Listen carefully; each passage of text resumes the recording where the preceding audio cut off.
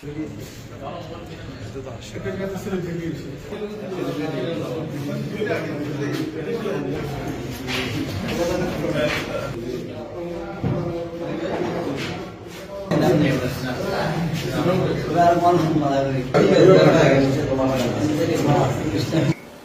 জেলার সুযোগ্য police super জনাব হাবিবুর রহমান স্যারের নেতৃত্বে তার দিক নির্দেশনায় আমার নেতৃত্বে আমার জানার এসআই সালাউদ্দিন রাশেদ, এএসআই সারাফত হোসাইন এর সহ একটা অভিযান পরিচালনা করি গোপন সংবাদের ভিত্তিতে গতকাল রাত 21টার দিকে।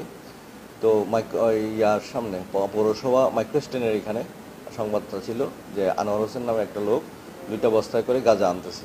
এই সংবাদের ভিত্তিতে তার সাথে আরেকজন লোক ছিল।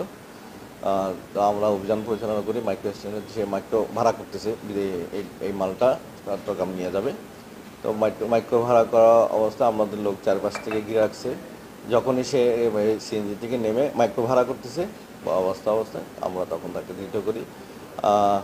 এই আশেপাশে লোকজন ছিল, অনেক লোকজন জমা হয়ে গেছে, যাতে ওই যে মাইক্রো ভাড়া করতেছিল তাকে আমরা শনাক্ত করার চেষ্টা করছি, তার নাম ঠিকানা সংগ্রহ করছি।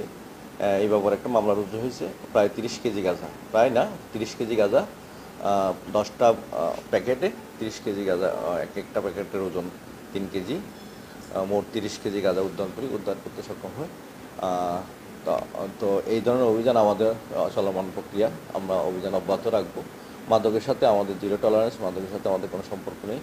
মাদক যেদিক দিয়ে যাবে সেদিকে আমরা অভিযান পরিচালনা করব।